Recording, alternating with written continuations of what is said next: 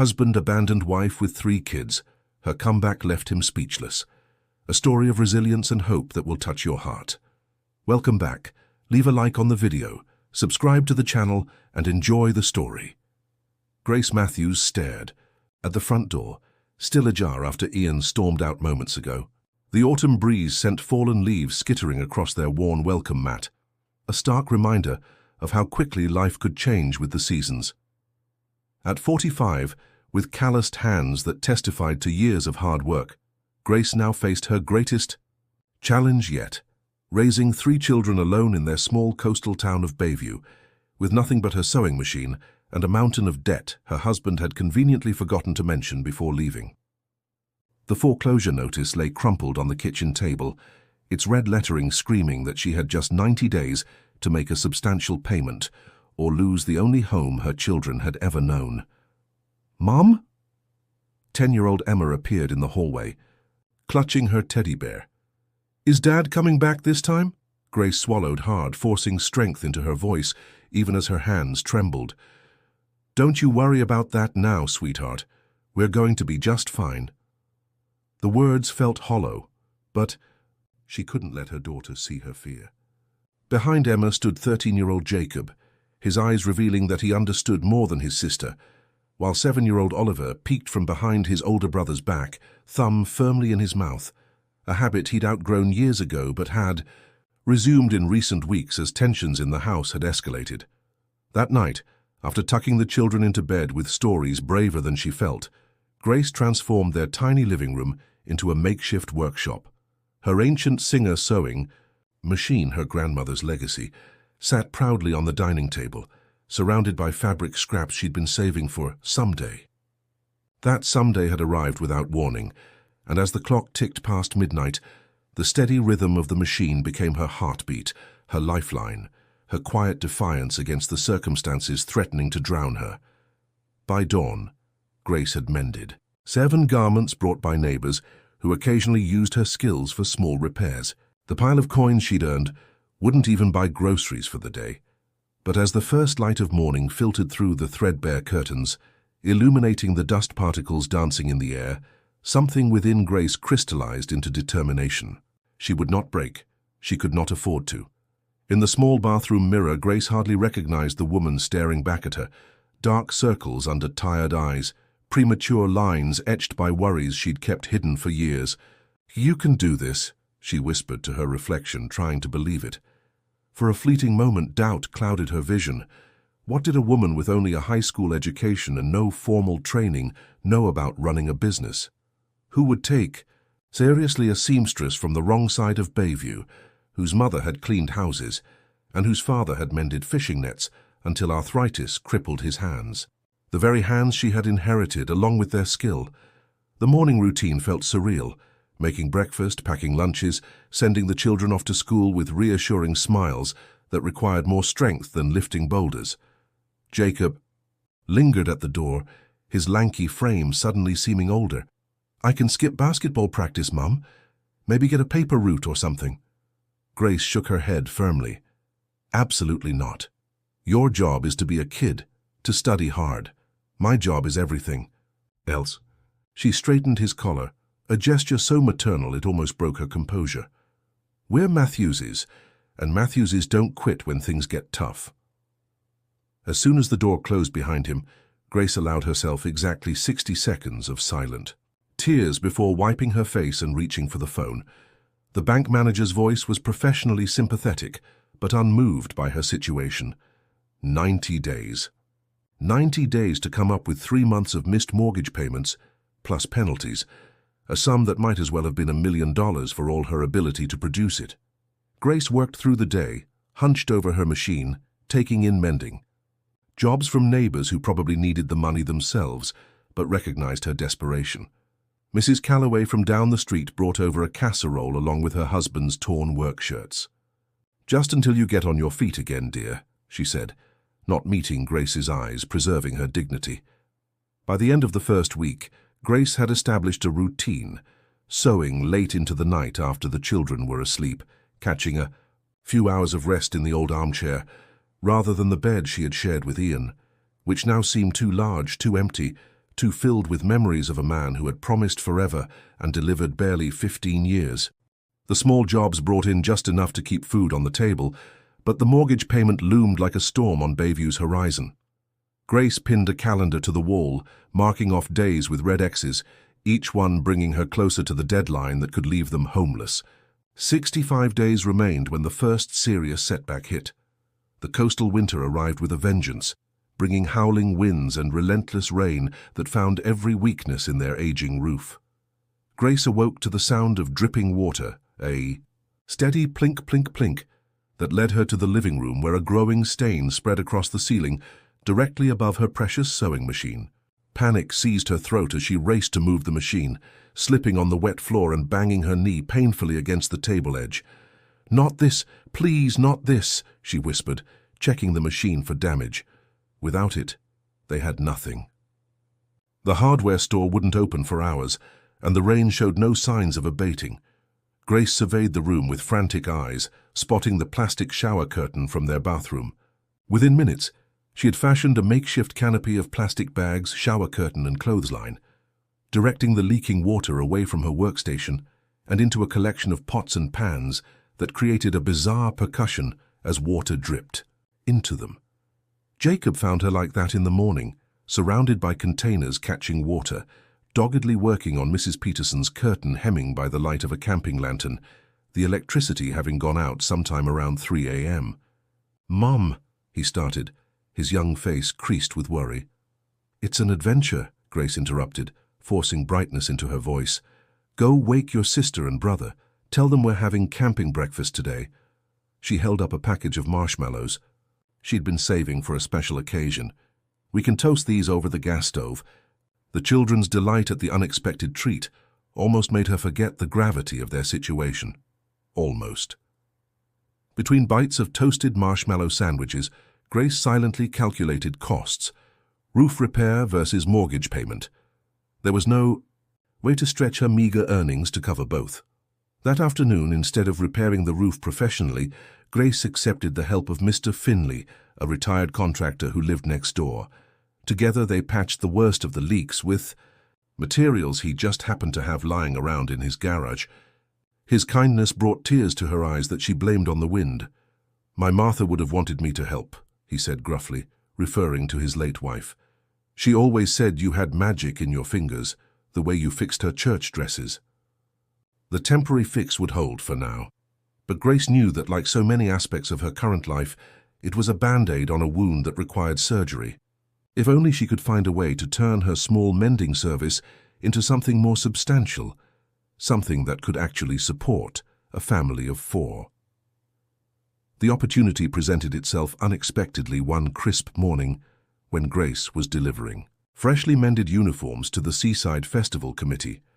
Bayview's annual celebration attracted wealthy tourists from up and down the coast, flooding the small town with visitors eager to experience authentic coastal charm. As Grace waited for her payment, money already mentally allocated to the children's school lunch account, she noticed a commotion near the beach entrance. A well-dressed woman was gesticulating wildly, holding up an expensive-looking silk blouse with a large tear along the seam. "It just caught on the boat railing. This is Valentino, for God's sake. How am I supposed to attend the gala tonight?" The festival coordinator was offering placating words and suggestions of shops in the next town over, a 40-minute drive each way. Grace found herself stepping forward before she could reconsider. "I could fix that for you. Right now, if you'd like." The woman turned, skepticism written across her professionally made-up face as she assessed Grace in her simple, well-worn clothes. "You?" Grace straightened her shoulders. "I've been sewing for 30 years. I can make that tear invisible in 20 minutes.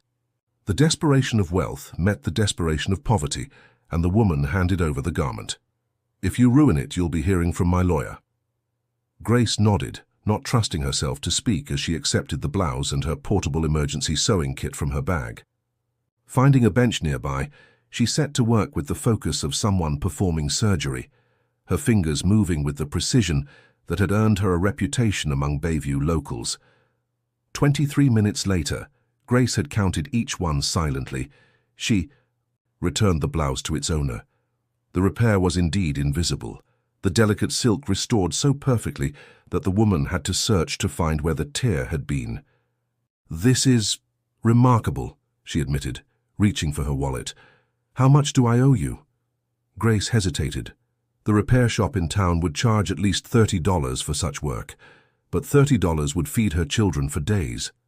$50, she said, her voice only wavering slightly. To her shock, the woman handed over a $100 bill. "Worth every penny for saving my evening. Do you have a card? A shop?" And just like that, an idea took root. While the tourists enjoyed the beaches and festivities, their expensive vacation clothes often suffered damage from salt water, sand, boat equipment, and general holiday mishaps. What if she positioned herself to solve this specific problem? By the following morning, Grace had convinced the festival committee to allow her a small space near the beach entrance. Her emergency clothing repair stand, assembled from an old card table decorated with seashells and driftwood, offered visitors on-the-spot mending for their damaged vacation wear. With a prominent sign advertising, "Don't let a tear ruin your vacation, repaired while you wait," Grace found herself with a steady stream of customers willing to pay premium prices for convenience and quality.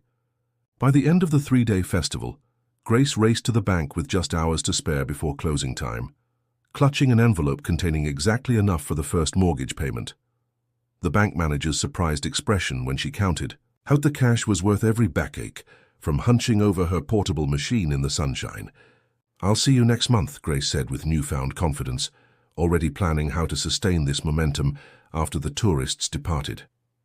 As she left the bank, a tall man in an expensive sailing jacket approached her. "Excuse me, are you the seamstress from the festival? Grace, right?" She nodded, suddenly conscious of her weathered hands and simple dress. "Jackson Cooper," he introduced himself, extending a manicured hand. "I watched you work miracles on my friend's Valentino. Klaus, I'm opening a new resort just north of town next season, and I need someone reliable to maintain our staff uniforms. Would you be interested in discussing a contract?" Grace felt dizzy with the possibility. A steady contract could mean security, predictability, a foundation upon which to build. "I would," she managed to say, her voice steadier than her heartbeat. "Excellent. My office tomorrow at 10 will work out the details."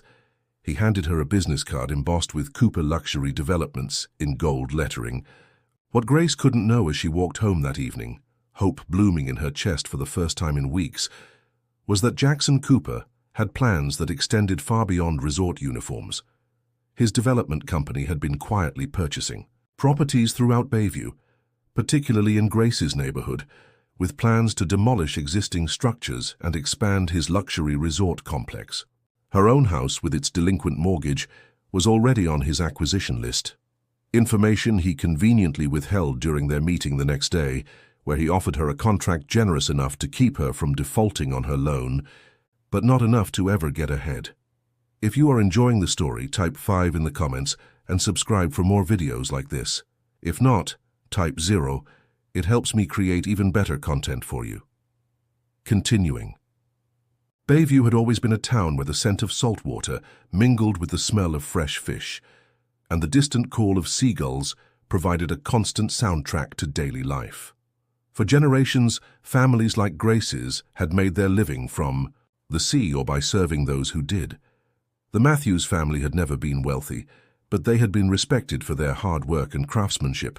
Her father's fishing nets were said to catch more than any others, just as Grace's stitches were, known to hold stronger than machine-made seams. Grace's new contract with Cooper Resorts required her to maintain uniforms for the existing Bayview Lodge, while preparing for the new resort's opening.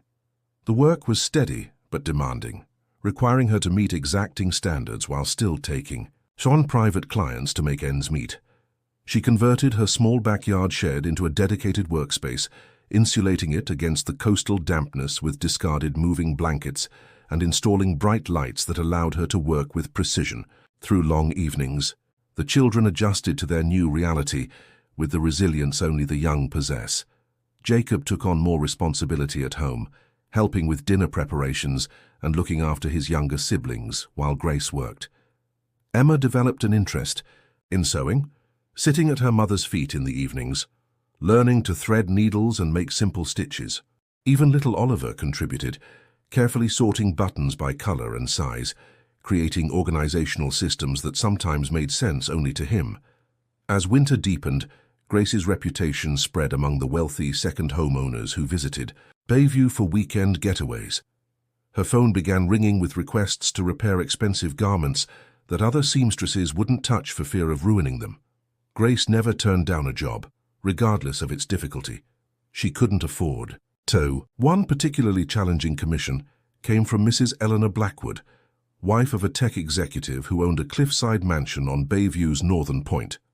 She arrived at Grace's door clutching a vintage Chanel jacket with a champagne stain and burn mark from a carelessly held cigarette. "My husband's hosting an important dinner tomorrow night, and this is the only jacket that matches my new dress," she explained, eyeing Grace's modest home with poorly disguised judgment. "The cleaner in the city said it was hopeless, but someone at the country club mentioned you might be able to help." Grace examined the damage, noting the delicate fabric and intricate construction. This would require techniques she had only read about in the vintage fashion magazines she collected from thrift stores. "I can fix this, but it won't be inexpensive," she warned. Mrs. Blackwood waved away concerns about cost. "Just make it perfect. Money is no object." That night, after the children were asleep, Grace researched specialized repair techniques online using the ancient laptop Jacob's school had provided for his homework. With trembling hands, she practiced on scraps before approaching the actual garment. By morning, she had not only removed the stain, but had incorporated a subtle embroidered design over the burn mark that looked like an intentional embellishment rather than a repair.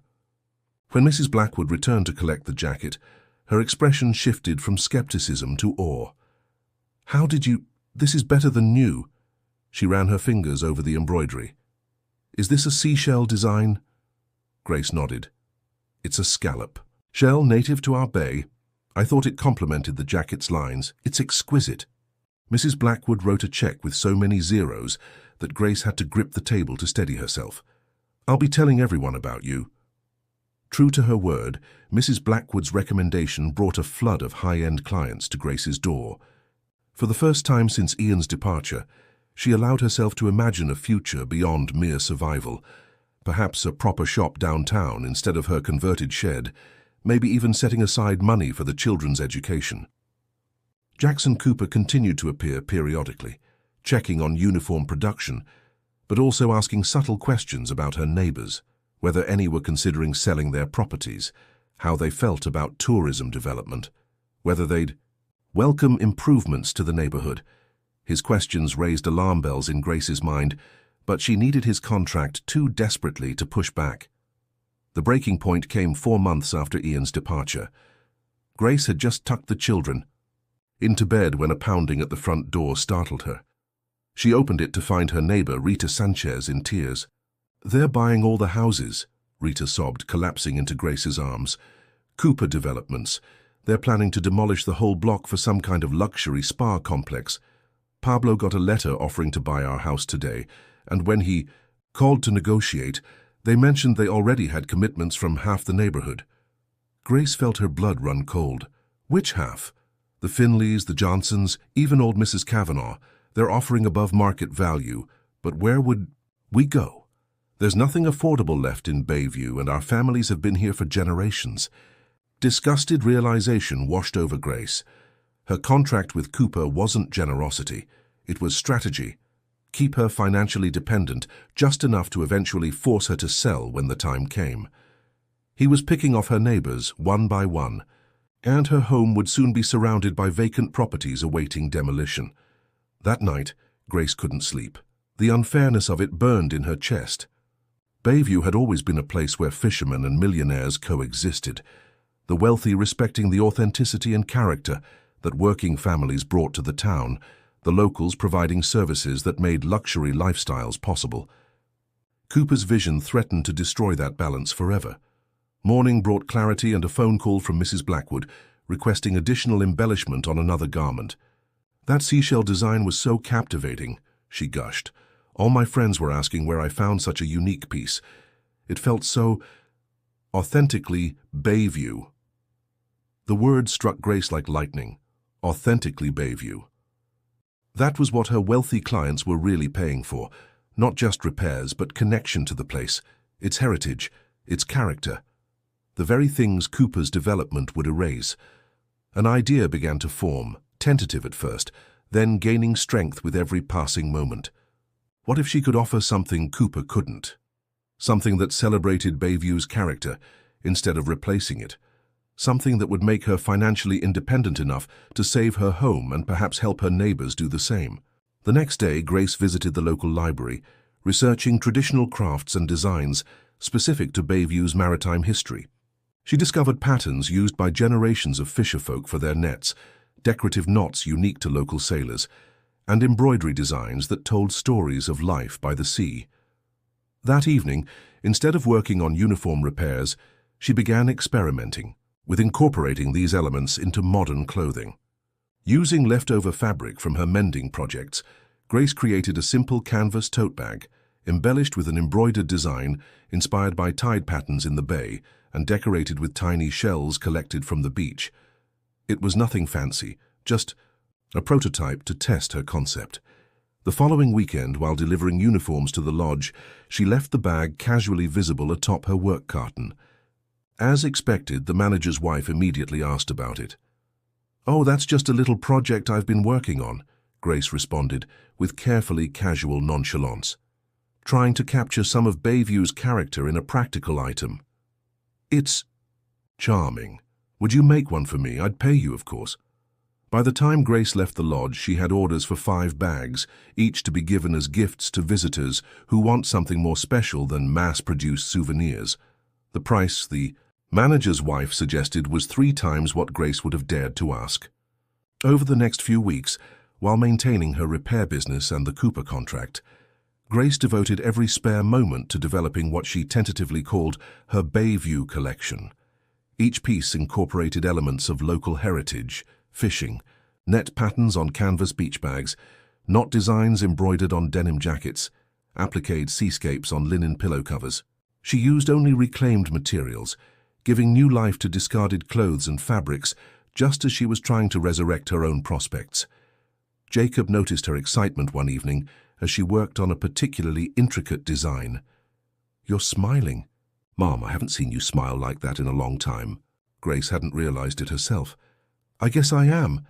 This doesn't feel like work somehow. It feels like I'm telling our story, Bayview's story." "Dad would probably say you're wasting time on pretty things nobody needs," Jacob said quietly, the rare mention of Ian causing a momentary heaviness in the room. Grace's hands stilled on the fabric. "Maybe, but I think people do need beauty and connection. They need to feel part of something authentic." She looked at her son, suddenly struck by how rapidly he was maturing in the face of their family's challenges. "What do you think? Am I being foolish?" Jacob studied the embroidered tide pattern she was creating. "I think it's the coolest thing you've ever made, and I think Dad was wrong about a lot of things." Grace pulled him into a tight hug, his gangly teenage frame still fitting against her shoulder in a way that wouldn't last much longer. "When did you get so wise, huh?" The next milestone came unexpectedly during Jacob's basketball tournament. Grace sat in the bleachers, alternating between cheering wildly for her son and discreetly working on a small embroidery project during timeouts. The woman seated next to her kept glancing over with undisguised curiosity. "That's beautiful work," she finally commented during halftime. "So unusual. Is that a wave pattern?" Grace nodded, happy to explain. "It's actually based on the specific way water moves in our bay. The unusual currents create these distinctive patterns that local fishermen have used as navigation guides for generations." The woman's interest seemed to intensify. "Fascinating. I'm Diana Reed, by the way. I own a boutique in Portland. Would you be interested in selling pieces like that through my shop? My customers go crazy for artisanal, story-based items." The conversation that followed changed everything. Diana wasn't offering charity. She was offering business, wholesale orders with proper margins, and the potential for growth. By the time Jacob's team claimed victory, Grace had a verbal commitment for an initial order of 30 pieces and Diana's business card clutched tightly in her hand. "I'll expect samples within 2 weeks," Diana concluded as they parted. "If they maintain this quality standard, we have a lot to talk about." Grace floated through the rest of the evening in a daze of possibilities. Diana's order alone would generate enough profit to cover 2 mortgage payments, with money left over to reinvest in materials. If the items sold well, reorders could follow. For the first time, Grace saw a path not just to survival, but to genuine financial independence. Reality crashed back the next morning when Jackson Cooper called, requesting an urgent meeting. His voice carried an undercurrent of tension. That made Grace's stomach knot with apprehension. At his downtown office, Cooper wasted no time on pleasantries. "I'm afraid we have a situation, Grace. My investors are pushing for accelerated development of the Bayview Luxury Spa Resort. We've acquired enough properties in your neighborhood to begin the first phase of construction, which will significantly impact the remaining homes." Grace kept her expression neutral, though her heart raced. "Impact how, exactly?" "Construction noise, dust, disruption of services while we upgrade infrastructure. It will be challenging for those choosing to remain." He slid a document across his desk. "Which is why we're prepared to make this offer for your property. It's substantially above market value, enough to relocate your family comfortably, and perhaps even establish a proper alteration shop in the downtown area." The figure on the page momentarily stole Grace's breath. It was enough to pay off the mortgage and start fresh without financial stress for the first time in her adult life. Cooper was watching her closely, expecting capitulation. 6 months. Ergo, she would have signed immediately out of sheer desperation. Today she thought of Diana's order, of the prototype Bayview collection pieces hanging in her workshop, of the neighbors who couldn't afford to turn down Cooper's offers, but who would be displaced from the community that sustained them. "I appreciate the offer, Mr. Cooper, but I'm not interested in selling at this time." His practiced smile faltered. "Perhaps you misunderstand the situation. This offer has an expiration date, as does my company's contract for uniform services. Additionally, once construction begins, your home's value will likely decrease due to the disruption. This is the best opportunity you'll have." Grace stood, smoothing her simple skirt with hands that had created beauty from necessity for as long as she could remember. "I understand perfectly. I'll have this week's uniform alterations delivered on schedule. Good day, Mr. Cooper." She walked out with her back straight, though her legs felt boneless with terror at what she had just done. She had gambled everything on an idea, a collection, a belief that people would value authenticity over luxury, heritage over homogeny. As weeks passed, Grace's busy hands barely kept pace with her racing mind. The first shipment to Diana's boutique sold out in 3 days, leading to an immediate reorder and requests for additional designs. Grace's shed workshop could no longer contain her growing business. She needed help, space, and more materials than she could salvage alone. But where could she find reliable workers with sewing skills in a small town like Bayview? The answer came from Rita Sanchez. "Half the women in our church group learned to sew from their mothers and grandmothers," Rita pointed out when Grace mentioned her dilemma. "Many lost jobs when the cannery downsized last year. They have the skills, just not the opportunity." Within days, Grace had assembled a small team of women, each bringing generations of handcraft knowledge to the workshop. Marisol Garcia's embroidery techniques had been passed down through 5 generations of her family. Elderly Mrs. Finley knew knotting patterns that hadn't been used in commercial fishing for 50 years. Young Sarah Johnson, fresh out of high school with no money for college, had an eye for color combinations that elevated every piece she touched. The challenge of workspace was temporarily solved when Pastor Mitchell offered the church basement for their use. "Just until you find a proper location," he insisted, waving away Grace's concerns about mixing business and religion. "The Lord helps those who create jobs in the community," he added with a wink.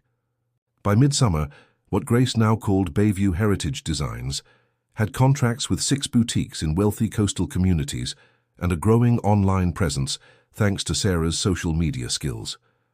They had expanded from bags and home goods to include clothing items, jackets adorned with handcrafted maritime embellishments, summer dresses incorporating traditional fishing net patterns, even high-end resort wear that celebrated rather than exploited coastal aesthetics.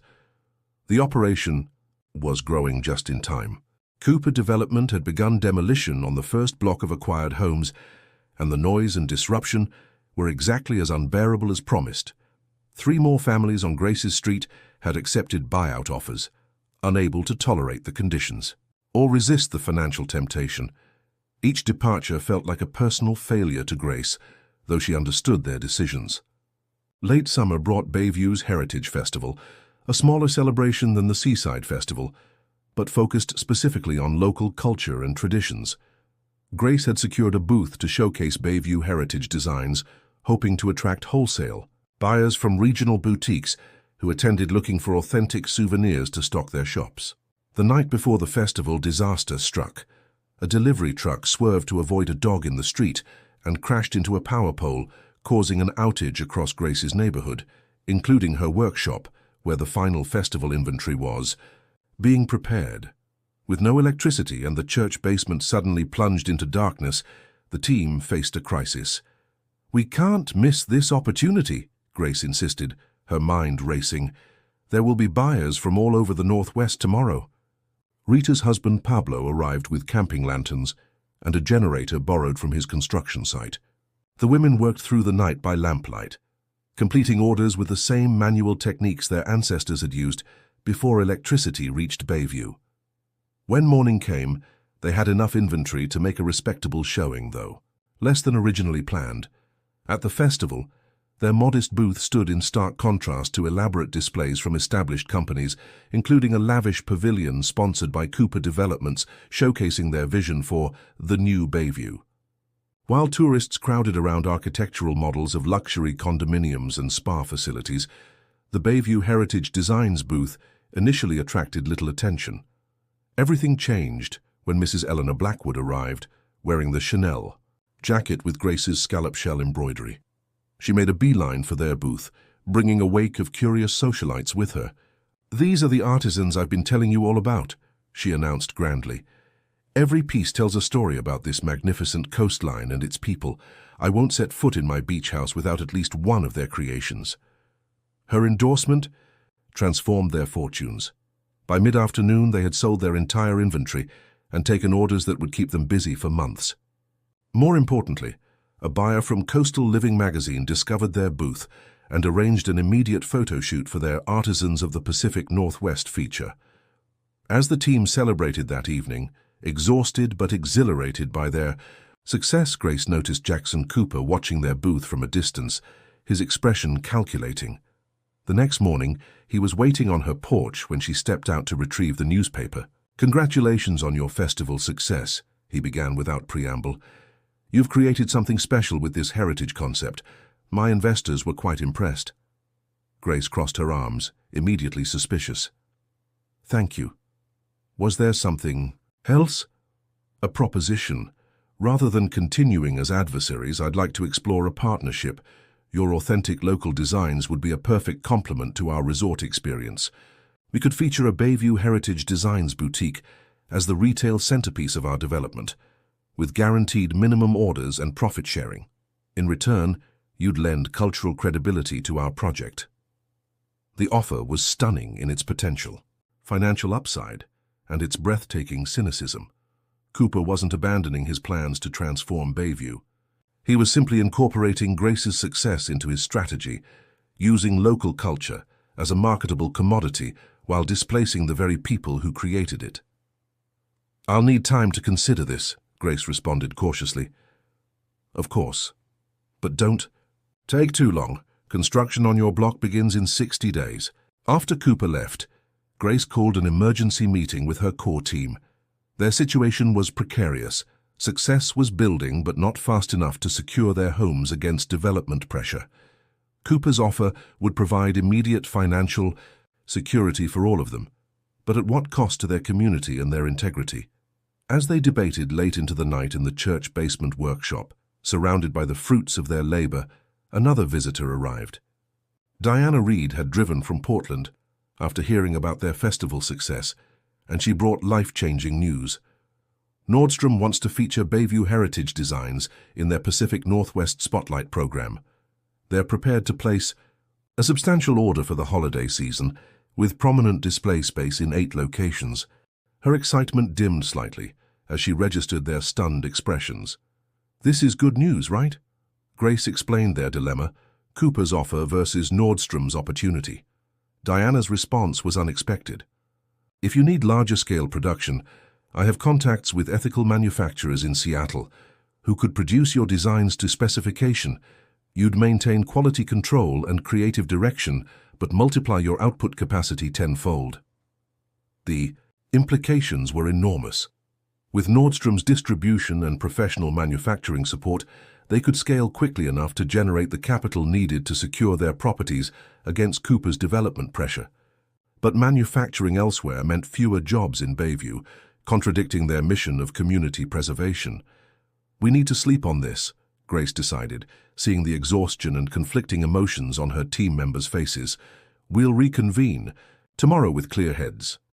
Walking home through moonlit streets, Grace passed houses marked for demolition alongside homes where families had lived for generations.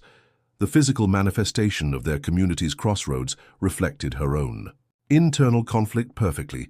Tradition versus progress, heritage versus development, personal gain versus collective welfare. Despite her exhaustion, sleep eluded Grace that night. The weight of responsibility pressed on her chest like a physical presence. So many families now depended on her decisions, yet she couldn't see a path that served everyone's needs. In the darkest hour before dawn, Grace slipped out of bed and padded to the shed workshop. Switching on a single lamp, she sat at her sewing table and began stitching mindlessly, allowing her hands to work while her thoughts untangled. The rhythmic motion of needle through fabric had always clarified her thinking, connected her to something deeper than conscious thought. By morning light, Grace had not only created a new design incorporating elements from all of Bayview's cultural traditions, but had reached a decision that felt true to everything she valued. When the team gathered, apprehension visible on every face, she shared her vision. "We're declining both offers, Cooper's partnership and Nordstrom's mass production. Instead, we're going to create something entirely new." Fear and confusion rippled through the room, but Grace continued with growing confidence. "What makes our work valuable isn't just the designs, it's the hands that create them, the stories behind them, the community they represent. We can't preserve that by either selling out to Cooper or removing production from Bayview." "But how will we survive?" Rita voiced the question on everyone's mind. "By transforming our business model. Instead of producing more to meet external demand, we invite the world to participate in our process." Grace unrolled a sketch she had created during her sleepless night. "I propose we convert the old cannery building on the waterfront into a Bayview Heritage Center. Part production facility, part retail space, part educational workshop where visitors can learn traditional skills directly from community artisans." The concept was revolutionary for Bayview, creating an interactive cultural destination that would attract tourists seeking authentic experiences rather than passive consumption. Visitors would pay premium prices for artisan-made products, but also for classes teaching traditional techniques, for maker experiences, where they could create their own souvenirs under expert guidance, even for behind-the-scenes tours of the production process. Every aspect would celebrate Bayview's heritage while creating sustainable income for local artisans. "But the cannery building is already under contract to Cooper Developments," Mrs. Finley pointed out, her weathered face creased with worry. "Not yet," Grace countered. "I spoke with Mayor Thompson at the festival. The town council is having second thoughts about selling municipal properties after seeing the community response to the first phase of demolitions. If we present a viable alternative use that preserves jobs and heritage, we might have a chance." The debate that followed was intense, passionate, and ultimately transformative.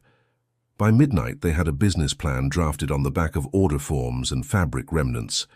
By dawn, Grace stood before the town council in an emergency session, presenting their vision with every ounce of conviction in her body. "Bayview stands at a crossroads," she concluded, meeting each council member's eyes in turn. "We can become another interchangeable luxury destination, or we can lead the way in heritage tourism, that honors rather than erases our community's character. The choice we make today will determine not just where we live, but who we are for generations to come. The council's deliberations were agonizing in their slowness, but ultimately they voted to pause the cannery sale pending a formal proposal from Bayview Heritage Designs. It wasn't victory, but it was opportunity, a chance to prove their concept viable before Cooper's bulldozers reached their neighborhood. What followed was the most intense 6 weeks of Grace's life. During the day, she coordinated cannery renovations using volunteer labor and donated materials. Evenings were spent fulfilling existing orders to maintain cash flow. Late nights were dedicated to grant writing, loan applications, and developing the educational curriculum for their workshop programs. Sleep became a luxury she could rarely afford. The children adapted again, with Jacob supervising homework sessions for his siblings while Grace worked. Emma started a junior artisan program for neighborhood children, teaching simple crafts that could be sold as affordable souvenirs.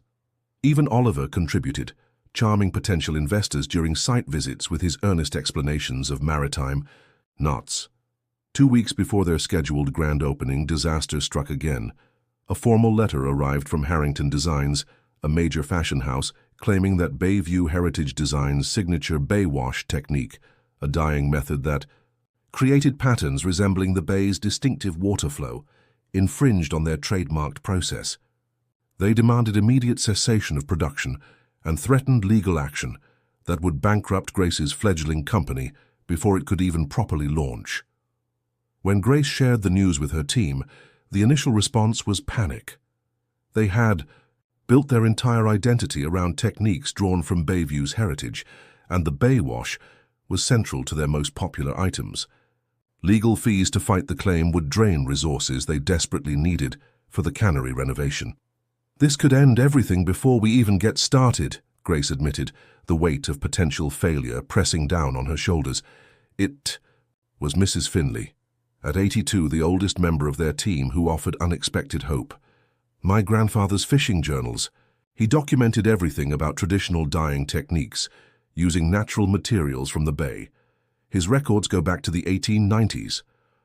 A frantic research effort began, with team members dispersing throughout Bayview to gather historical evidence. They collected family records, photographs, newspaper clippings, anything documenting the traditional techniques that had been used in Bayview for generations before Harrington Designs existed.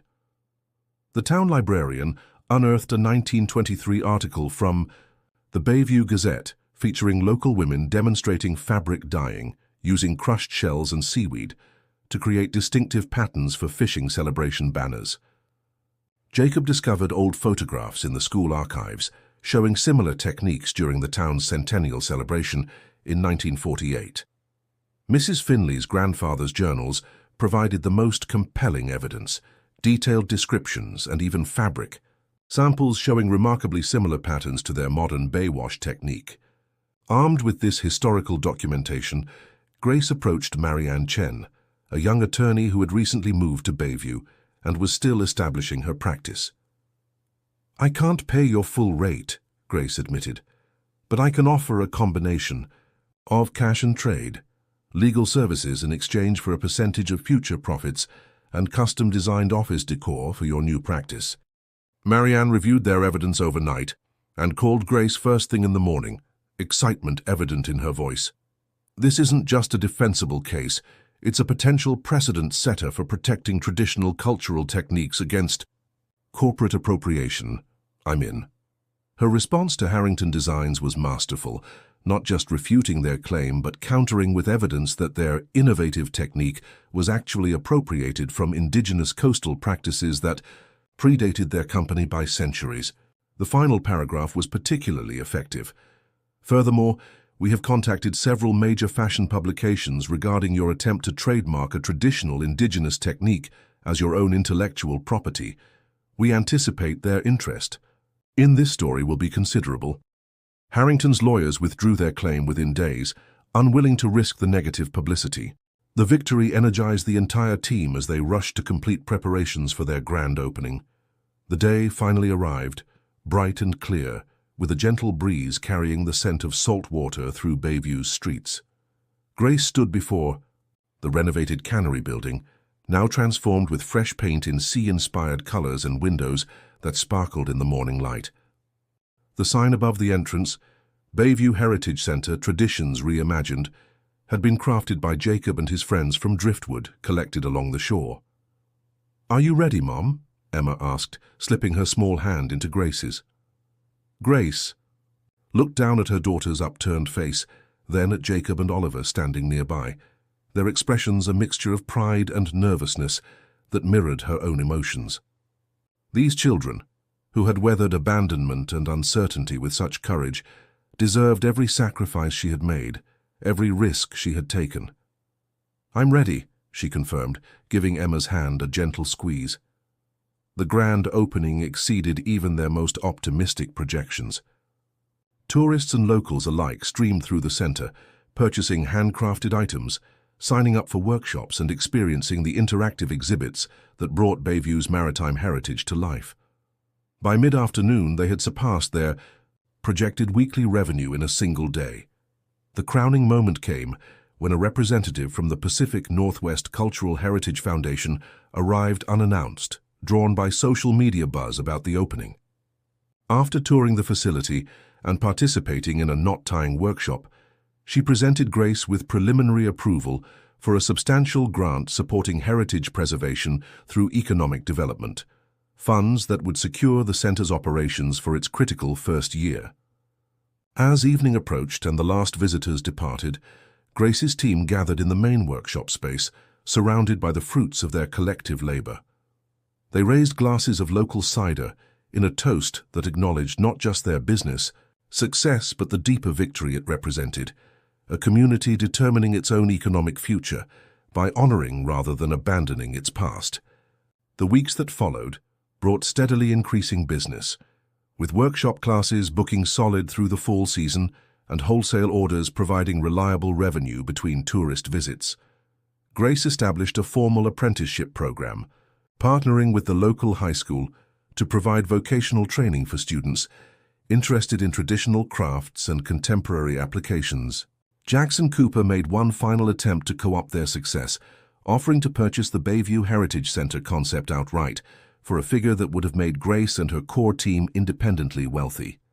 They declined unanimously, recognizing that community ownership was fundamental to their mission. Frustrated by mounting local resistance and facing investor pressure, Cooper Developments eventually scaled back their Bayview expansion plans, focusing instead on renovating existing structures rather than wholesale replacement. They even contracted with Bayview Heritage Designs to create appropriate historically inspired decor for their boutique hotel property, a small but significant victory for the community's character. Almost exactly 2 years after Ian's departure, as Grace was reviewing quarterly financial reports that confirmed the center's sustainable profitability, a familiar figure appeared in the doorway of her office. Ian stood awkwardly, older and somehow diminished, watching as she competently directed the operation he had abandoned. "You've done well for yourself," he offered tentatively. "For the kids, too, I hear." Grace studied him, searching for the feelings his presence should evoke: anger, hurt, vindication. Instead, she found something unexpected: indifference. The man who had once been the center of her universe now seemed like a distant acquaintance, someone from another lifetime. "Did you need something, Ian?" she asked, neither cold nor warm, simply busy. He shifted uncomfortably. "I've been thinking, maybe it's time I took some responsibility. For the kids, you know. Maybe help out financially now that I'm back on my feet." Grace thought of Jacob's college applications spread across her home desk, of Emma's growing collection of design sketches, of Oliver's improved grades, since she'd been able to hire a tutor for his reading difficulties. She thought of the mortgage, now current and refinanced at a better rate, and the education fund she had established for each child. "That's between you and them," she replied evenly. "They're old enough to decide what relationship they want. With you.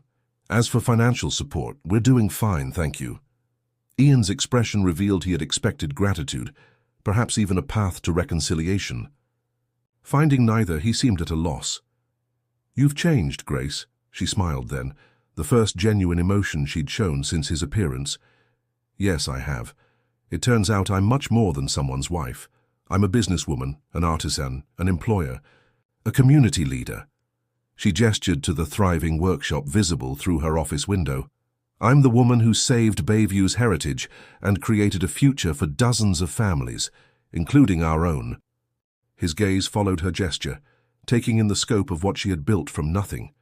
For perhaps the first time he saw not the quiet, accommodating woman he had left behind, but the formidable force she had always had the potential to become.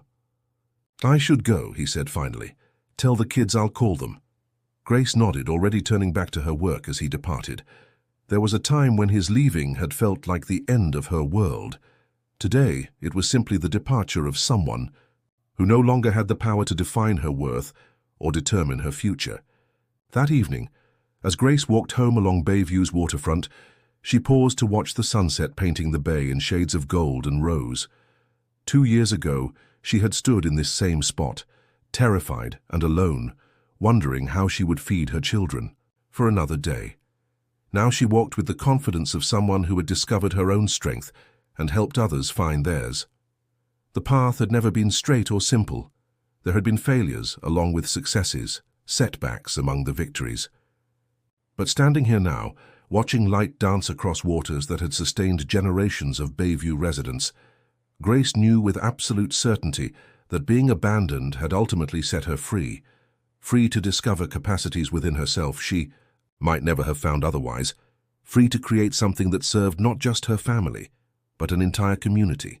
In the distance, she could see the illuminated windows of the Heritage Center, where evening workshops were still in session. Tomorrow would bring new challenges, expansion decisions, training programs, product development meetings. The work was never done, but it was her work, created on her terms, reflecting her values. Grace Matthews, once defined by what she had lost, now stood firmly grounded in all she had built. And that, she reflected, as she turned toward home and the children waiting there, was a heritage worth preserving.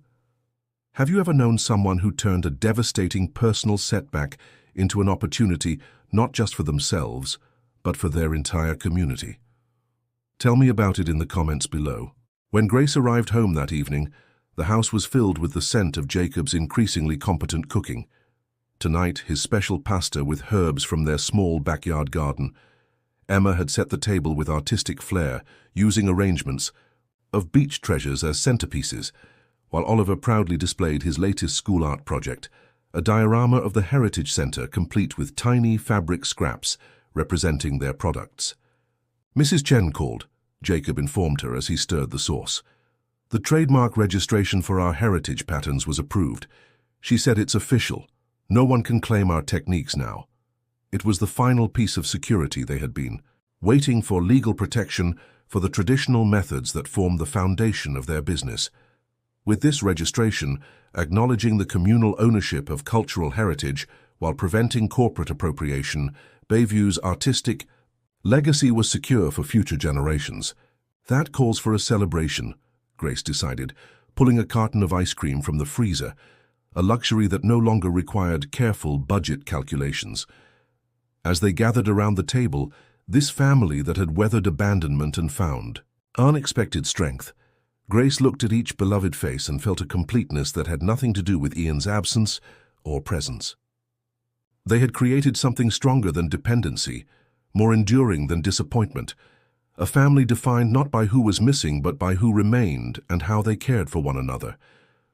Late that night, after the children were asleep, Grace sat on the porch swing that Pablo Sanchez had repaired for her last summer, watching moonlight silver the garden where neighborhood children now gathered for Emma's junior artisan classes. The home that had once represented her financial vulnerability had become a nucleus of community renewal, radiating influence far beyond its modest walls. Tomorrow would mark exactly 2 years since Ian's departure. Grace had once counted the days like a prisoner tracking time until release. Now the anniversary seemed incidental, a date on the calendar no more significant than any other. She had moved not just beyond the pain, but beyond the need to measure her life against that particular moment of abandonment. The Heritage Center. had received national recognition last month, a feature in Coastal Living magazine that celebrated their innovative approach to cultural preservation through economic empowerment. Orders had poured in from across the country, enabling them to hire 5 more local artisans and expand their apprenticeship program to include at-risk youth from neighboring communities. More meaningful than national attention was the local impact. 3 families who had sold their homes to Cooper had been able to return to Bayview, purchasing new properties with proceeds from their work at the center. The town council had unanimously passed preservation ordinances protecting historic neighborhoods from inappropriate development. Even the Chamber of Commerce, initially supportive of Cooper's grand plans, now promoted Bayview's authentic heritage as its primary tourism draw. Grace's phone chimed with a message, Diana Reed sending a photo from the Portland boutique, where Bayview Heritage Designs occupied a premium display window. "Sold out again," the text read. "Sending new order tomorrow. You've started a movement." A movement. The word resonated with possibilities Grace was only beginning to explore. Other coastal communities had reached out, interested in adapting their model of heritage-based economic development. There had been inquiries from Native American cooperatives about partnerships that would honor their traditional techniques while creating sustainable livelihoods. Universities had requested case studies for business and cultural preservation programs. What had begun as desperate financial necessity had evolved into something with potential far beyond Bayview's shores, a template for communities to maintain their cultural identity while participating in the modern economy on their own terms.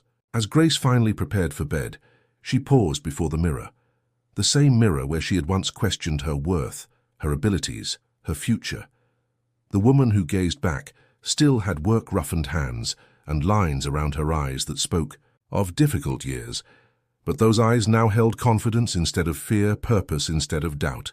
In losing what she thought defined her, her marriage, her security, her established place in the world, Grace had discovered a self far more substantial than any role or relationship could contain.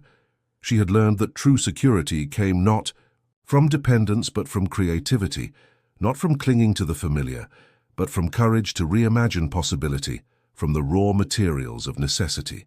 The most priceless heritage she would leave her children, Grace realized, was not financial security or business success, but the living example of resilience, the knowledge that devastation could become foundation, that endings could germinate, beginnings that abandonment could, paradoxically, lead to the discovery of one's most authentic self.